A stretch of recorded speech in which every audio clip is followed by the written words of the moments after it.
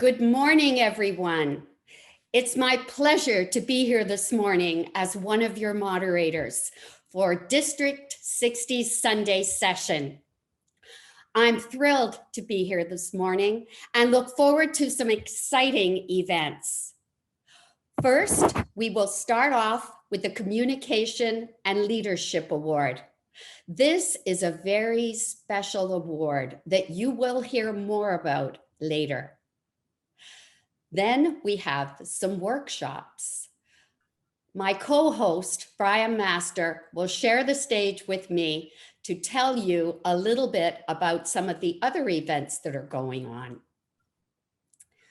Also, we have the other special award up today, which is the George Keenan Award, a most prestigious award presented to a Toastmaster. You'll also hear more about that a little later. We also have the DTM ceremony. And now I see that my co-host has joined me, and I would like to share the stage with Brian Master. Good morning, Brian. What a thrill it is to share the virtual stage with Brian Master, former radio host. Good morning. Good morning, Janet. Sorry I'm a little late. My bacon was burning. Anyway, on we go. And good morning to everybody out there in District 60 land. It's great to have you with us this morning. Janet's been telling you what's going on this morning. Now, later on, there's going to be some workshops going on. And on Tuesday, for all of you who are going to be going to a workshop on Tuesday, you were given a Zoom link. So check your email or spam just to ensure you have got your link for the workshops coming up. Are you going to a workshop, Janet, by any chance? Yes, I am. Which one? Forget who's giving it. I'm sorry. It's okay. Maybe I'm going to the Kaizen one. I'm going to get reorganized. Yes. Sorry. This will be a real challenge.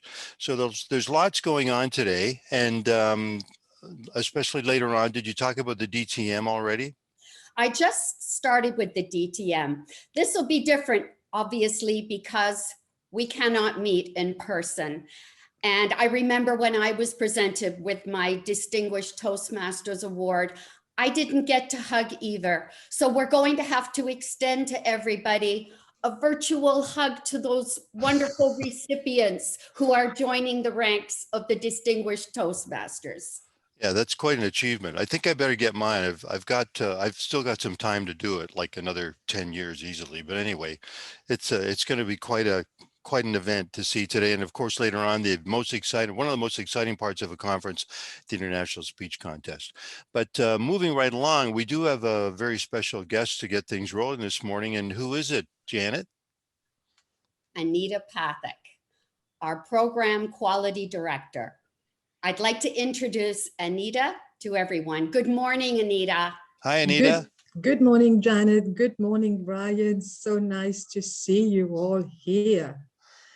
Good morning, fellow Toastmasters and guests. It's hard to believe. Today is the last day of our first ever District 60 virtual conference. A big thank you to Gilles Robert, our conference chair, and his dedicated team for an exceptional accomplishment. The conference kicked off on Friday with the inspiring and wonderful Patricia Fripp, the outstanding and dedicated Melissa Magavic. Aha moment for our first timers, our district director's celebration yesterday evening. We had fun. And of course, the DJ breakout room party was a blast yesterday night, and my legs hurt today. We need to keep the momentum going. Today is also going to be an exciting day, as we will honor our Communication and Leadership Award recipient, our George Keenan Award recipient, and our DTM Award recipients. 13 phenomenal workshops from outstanding facilitators, along with the moment we have all been waiting for, the International Speech Contest, This afternoon, we have another treat. So be sure to tune in and hear our 9 outstanding contestants. Thank you for your time today. I hope you enjoy the rest of your day. I will hand control to David Weitz, our Club Growth Director now. Thank you very much, everyone. Have fun. Thank you, Madam Program Quality Director, and good morning, Toastmasters. It is my great honor and privilege to introduce our dignitaries in the room. So as I mentioned the name, please give a warm welcome to our dignitaries, starting with past District Director, Elton Brown.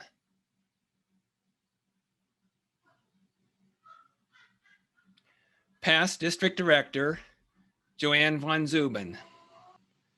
There's Joanne. And past District Director, Dawn Frail. It is now my pleasure to turn the control over to our CNL host, Andrew Horbury. Thank you very much, David, and good morning, everybody. Good morning and welcome, Toastmasters. It's my honor to introduce the Communication and Leadership Award. Now, District 60's annual Communication and Leadership Award is to honor a non-Toastmaster who's made a substantial contribution in the areas of communications and leadership within their community. Each year, we set out to find an individual who's distinguished themselves, contributing to a worthy cause or purpose within the bounds of our district by using their communication and leadership skills. And ideally, they'll have had an impact that stretches beyond one organization and an impact that stretches right across our district. Any of our members may nominate potential recipients. Then the district's Communication and Leadership Nomination Committee reviews all the nominations and decides who should be honored. Previous honorees have included Michael Pinball Clements, Mark Rogers, the CEO of Habitat for Humanity Canada, and Mayor Hazel McCallion. So you can see the bar is set at quite a high level. This year, we found an extremely worthy recipient. Cindy Yelle is currently CEO of the Canadian Olympic Foundation. Now, some of you may have first noticed Cindy when she competed in swimming in the 1984 Olympics in Los Angeles and the 1986 Commonwealth Games in Edinburgh. And in fact, Edinburgh is where Cindy's and my lives first intersected. You will be fascinated to learn that both she and I swam breaststroke in Edinburgh's Royal Commonwealth Pool. Now, admittedly, there were slightly different circumstances and outcomes. I was an asthmatic kid learning to swim, and I was keeping my head firmly above water. I really don't like getting my hair wet when I'm swimming. Cindy, by contrast, won a Commonwealth Games silver medal. From that point on, I have to admit, our lives continued to diverge. Cindy, of course, was inducted into the Ontario Aquatic Hall of Fame in 2001. She became a senior vice president at the Sick Kids Foundation, and then went on to plan and lead an extraordinary marketing and fundraising campaign for the Toronto Rehab Foundation. You may remember the Where Incredible Happens campaign. It raised $100 million. Now, I'm sure Cindy would be the first to say that that was a team effort, but that's rather the point. Successful teams run on exemplary leadership and communication. You simply don't achieve stellar results like that without energizing a team. In February 2020, Cindy joined the Canadian Olympic Foundation as Chief Executive Officer, and her task now is to direct the foundation to generate funds to drive the country's high-performance sports system, helping Canadians with rather more potential than I have to fulfill that potential. So when you next cheer on young Canadians as they run, jump, swim, or wrestle their way to the medalist podium, they will likely have been helped there by Cindy's efforts.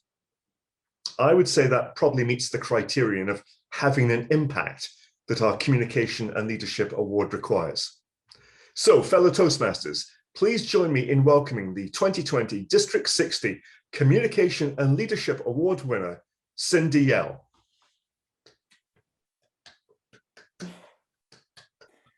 Wow, Andrew, what an introduction. I'm serious, I'm welling up. That was lovely and moving, and I'm like shaking a little bit, I have to tell you. Sometimes I look back at my life and I wonder how I ended up where I am now. And some hard work for sure. I think a little bit of accident along the way, and good things sometimes really do come to fruition.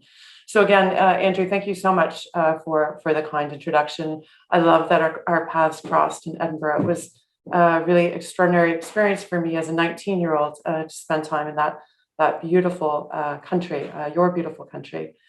I'd like to send everyone at Toastmasters District 60 a very warm virtual hello from Etobicoke. I am an Etobicoke girl. I born, raised, trained, went away to university, to school, and then found my way back to Etobicoke to raise my own family and continue along our family path.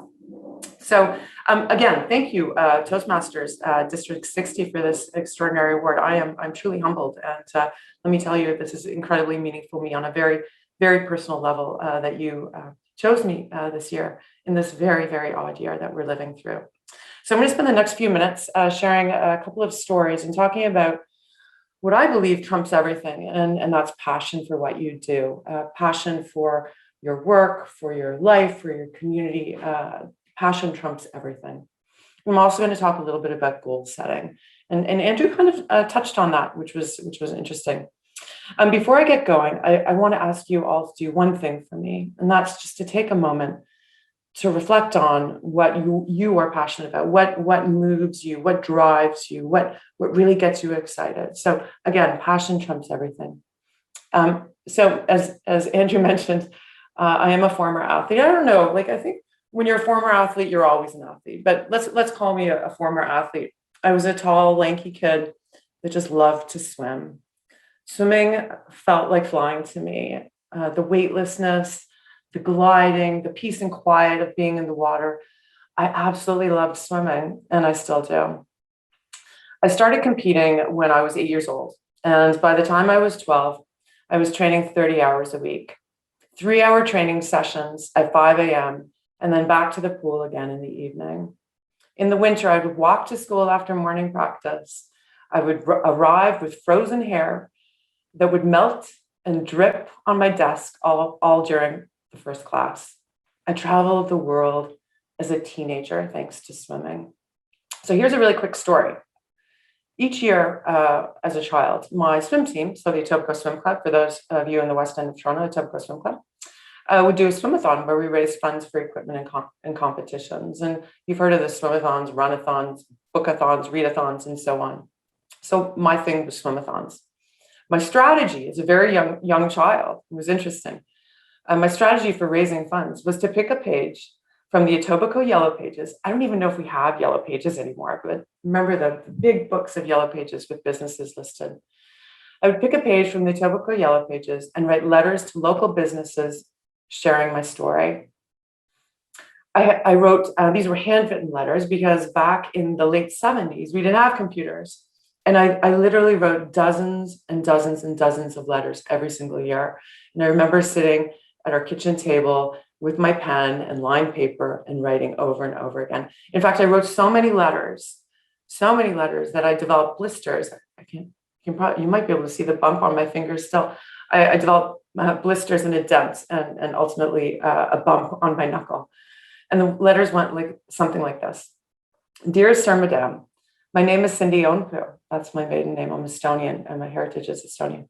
My name is Cindy Onpu. I'm 10 years old and I'm a member of the Etobicoke Swim Club. My goal is to represent Canada at the 1984 Olympic Games in Los Angeles. The letter would continue on and I would ask the company to make a small donation. And then I do it again. Dear Sir, Madame, my name is Cindy Onpu. I'm 10 years old and I'm a member of the Etobicoke Swim Club. My goal is to represent Canada at the 1984 Olympic Games in Los Angeles. And again, my goal is to represent Canada at the 1984 Olympic Games in Los Angeles. And again, 1984 Olympic Games in Los Angeles. Looking back, I know for certain that the process of stating one's goals over and over again has impact. As a very young child, I convinced myself that I would be an Olympian, that I would be a member of Team Canada, and that I would have success in the pool. It wasn't a matter of if. The only question was when. As we all know, it's not just one individual that makes success happen.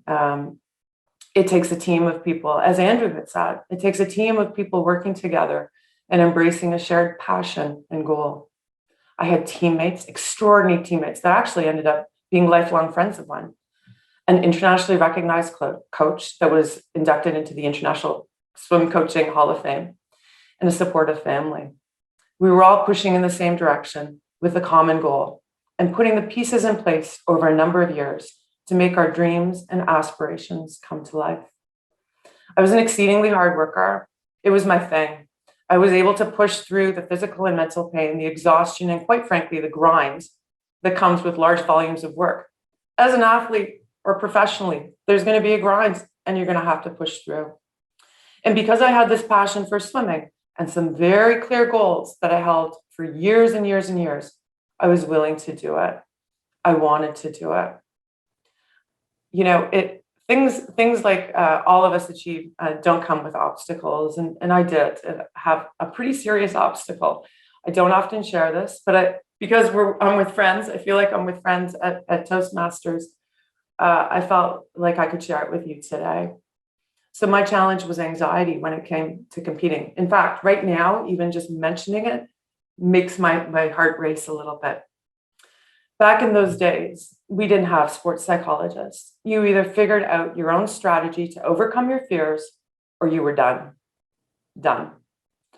I do believe the feeling of butterflies and excitement is a good thing, whether it is in sport or in business or one is public speaking and presenting. The excitement and the nerves makes one rise to the occasion. It also means you care deeply. I developed a way of coping with the stress of competition. I become what I refer to as a stroke counter. I would count every single stroke during the race. My races were so choreographed that I knew exactly how many repetitions per length per race. And I would focus on that particular repetition or stroke, that particular moment, as opposed to the ones that were upcoming or the physical exhaustion and quite frankly, pain that would undoubtedly, come along. On occasion, when the pain and the nerves would take me off my game, and they often did, I would count, but I would also close my eyes. Very few people know this. I only actually started sharing this very, very recently. I would count and I would close my eyes. On many occasions, I competed for Team Canada wearing the maple leaf, the red and white, competing around the world, breaking records while having my eyes closed and counting. Imagine that. I was actually lucky I didn't end up being in someone else's lane, swimming in lane 6 when I should have been in lane 4. I was in fact competing with myself now looking back and overcoming my own obstacles and fears. I believe in today's terms, what I was doing was a very deliberate form of mindfulness, but not even knowing that it was being called mindfulness. I was just living in the moment. I like to think of myself as being 30 years ahead of my time. So as Andrew mentioned, in February of 2020, I joined the Canadian Olympic Foundation as president and CEO. Really, my life has truly come full circle. I'd spent the past 20 years, as Andrew had mentioned, in executive roles and in healthcare, and I loved the organizations that I had a chance to represent. They were changing people's lives and absolutely had a passion for it. It was though coming back to the Canadian Olympic Foundation, the COC Team Canada, it was like I was coming home, back to my roots, back to my passion, a real gift. The first week on the job, I spent in Vancouver. The second week on the job, I spent several days in Winnipeg. And the third week on the job, we closed the Team Canada offices and sent everyone home. I originally set up shop in my dining room, sitting on a hard dining room chair. It was fine, I thought. A few weeks like this, no problem. At the end of March 2020, the Canadian Olympic Committee was the first country in the world to take a stand and make the extremely difficult decision to not send our athletes to the Olympic Games in Tokyo in what was appearing to be a major international pandemic 13 months ago. We did not want our athletes, I'm getting chills just thinking back. We did not want our athletes to continue to train in unsafe environments, putting themselves, their families, and the larger community at risk. The International Olympic Committee, the IOC, followed suit just a week later, stating that the Olympic Games, slated for late July 2020, would be postponed by a year. It was at that time that we launched a special campaign for Canada. And the title of the campaign was We Are All Team Canada. It was our effort to encourage all Canadians to work together to overcome the pandemic, to stay at home, and to take responsibility for each other's health and well-being. The campaign took off. The We Are All Team Canada campaign took off. It was quite amazing to see how Canadians across the country embraced the sentiment and demonstrated how caring, compassionate, and resilient we are as Canadians. Last week, the Canadian Olympic Committee was named one of Canada's best workplaces. And in February, just 2 months ago, our organization was named one of the country's best workplaces for women. The biggest learning I've had over my career, and it's been amazing. I'm one of the most fortunate people, really. And when I say I scratch my head and sometimes wonder, how did this all come to be? But the biggest learning I've had over my career is to celebrate the things that you are passionate about and to pursue work that is truly meaningful to you. Because if you do that, your work isn't really like work. It becomes more than that. It becomes an ease, or the grind that I talked about earlier just gets smoothed over and you can see your way through. Believe that your goals are within reach. I did it when I was 10 years old. I'm still doing it today. All of us can do this. Believe it. Believe that your goals are within reach and that it is not a matter of if you will achieve them. It is just a matter of when. I would like to close by thanking Toastmasters for this award. I'm truly honored and truly humbled. It means a great deal to me personally to be acknowledged in this way. And finally, remember, we're all Team Canada. Thank you.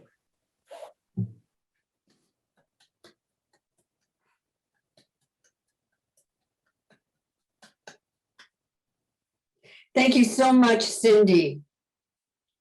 My name is Wendy Williamson, and I am the District Director for District 60. It's so nice to meet you, Wendy. Thank you so much. You're even prettier than your pictures. Two cards, thank you. I was looking forward to presenting you with your award today, but after sharing with us that speech, I'm even more so.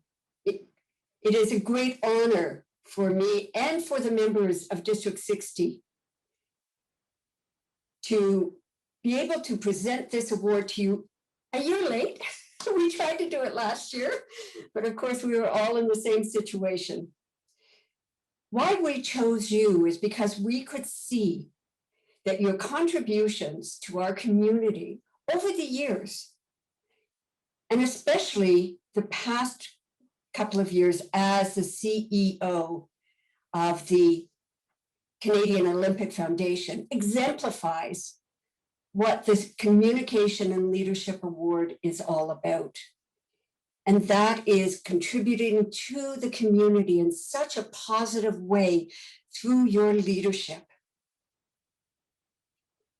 Today, I want to recognize that immense impact that you have through your positive communication and leadership, and how it is impacting people's lives in such a positive way. Now, I just have to tell you before we start reading off your award, you started your speech as a true Toastmaster by giving us your message succinctly and at the beginning. What I took away from you is not your story about your great contributions at Sick Kids and Toronto Rehab and and now the Canadian Foundation, Olympic Foundation, Athletic Foundation. But passion trumps everything. And that came through your speech all the way through, right to the end. And I want to acknowledge and thank you for that very important message. Passion trumps everything. Now, if you would grab your plaque, I can see it behind you. And I would like to just read what it has to say. Communication and Leadership Award presented by District 60 to Cindy Yelle for substantial contributions in the area of communication and leadership within the community 2021. Congratulations, Cindy.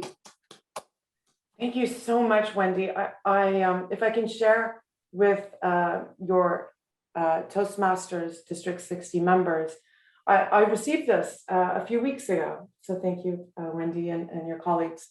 And just so you know, I'm sitting in front of my fireplace, and this is the mantle.